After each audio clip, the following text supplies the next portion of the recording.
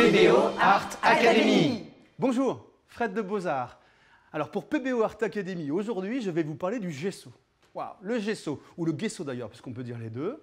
Tout le monde sait que c'est important, qu'on doit s'en servir, qu'on doit l'utiliser avant de peindre, que souvent les châssis sont déjà enduits de gesso, mais alors on a plein d'a priori, on trouve ça très compliqué, très technique, et en fait c'est très simple. Vous allez voir, on va parler de ce produit, le décrire, comment l'utiliser, à quel moment, avec quel geste, sur quel support, et puis surtout pour quel résultat. On va prendre toutes ces étapes les unes après les autres. Chez PBO, dans la gamme Studio, il y a un gesso formidable. Alors, il s'appelle gesso universel. Donc, universel, moi, je l'utilise tout le temps. Je ne me pose pas de questions, quel que soit le support, quelle que soit la technique que je vais utiliser, que ce soit de l'acrylique ou de l'huile, j'utilise ce gesso Studio, qui est très fin, très couvrant, facile à abraser, vous allez voir, et très facile à appliquer sans laisser beaucoup de traces. Alors, il existe plusieurs conditionnements, tous très pratiques, étudiés par des artistes pour des artistes.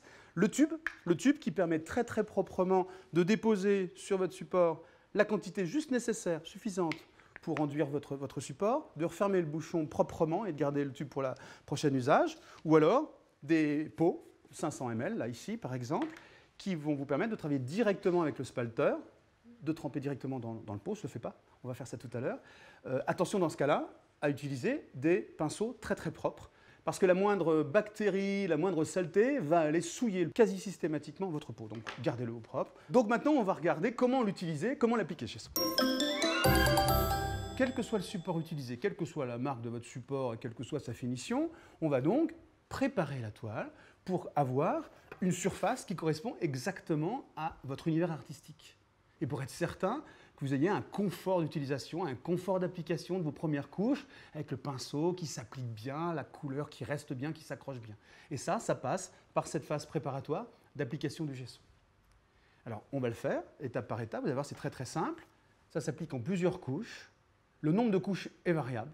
Parce que peut-être que dès la première couche, vous allez être satisfait, ou alors vous allez devoir appliquer 2 ou 3 couches, parce que vous êtes perfectionniste, parce que vous avez envie d'une surface de balle, voilà, d'un parquet vraiment très lisse pour pouvoir faire un travail très précis.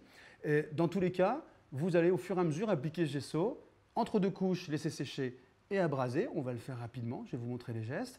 Et puis, vous arrêterez quand vous aurez obtenu le support qui vous convient. Alors, maintenant, l'application. Donc très simple, on prend un peu de gesso et vous allez prendre un spalter large. C'est un pinceau donc, qui est large pour l'application et fin pour ne pas attraper trop de matière. D'accord ? Ce n'est pas un pinceau de bricolage, c'est la particularité. Ça s'appelle un spalter.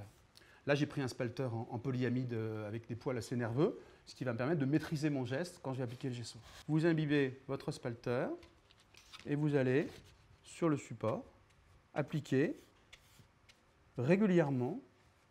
Alors, je ne vais pas le faire sur l'ensemble, hein. Régulièrement et sans insister, sans que la couche soit très fine. Il faut vraiment, c'est un peu comme un vernis, vous voyez. Un vernis, le résultat ne doit pas être visible tout de suite. C'est au fur et à mesure du travail, voilà, vous croisez bien sûr les gestes. Vous allez jusqu'au bout, vous allez jusqu'à assécher entre guillemets votre spalter, qu'il n'y ait pas de matière qui reste. Et c'est en faisant ce travail très mécanique, hein, c'est la main, c'est vous qui bossez, c'est votre bras et votre main. Vous allez appliquer le gesso. Alors là, on travaille blanc sur blanc, c'est souvent d'ailleurs le cas avec les toiles. Donc vous vérifiez que la surface est bien appliquée, qu'il n'y a pas trop de marques. Voilà, là je suis satisfait. Bien sûr, vous l'appliquez sur l'ensemble de la toile et vous laissez sécher. Je peux vous faire exactement le même geste sur un carton toilette. Hein. N'ayez aucune crainte, c'est vraiment le même travail. Donc vous voyez, mon geste, il est vraiment très simple, très basique.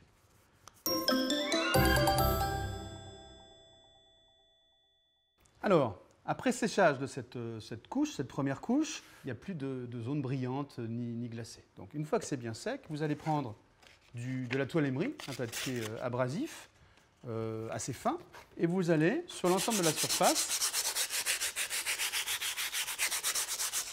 abraser pour avoir, au toucher, vous sentez, en règle générale, quand on pose un produit humide, les fibres se dressent. Et donc, ce papier, cette toile émery va permettre d'enlever les fibres et d'avoir une surface lisse. Et puis, on a, ça, vous ne le voyez pas, mais on a un toucher déjà plus doux. De la même manière, sur le troisième support, vous avez compris, hein, vous abrasez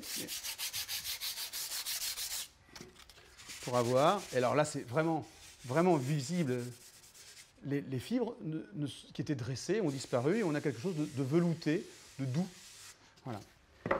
Et donc, soit vous vous arrêtez à cette première couche si le résultat est satisfaisant, soit vous en rajoutez plusieurs, une deuxième, voire une troisième. Donc en fait, c'est une sous-couche. Si vous devez retenir quelque chose, si on doit retenir quelque chose pour l'artiste, ce produit est une sous-couche. Comme quand on peint des murs, on passe une première sous-couche pour que les couches successives, suivantes, la peinture reste à l'extérieur et soit là pour servir l'œuvre et ne soit pas absorbée par le support.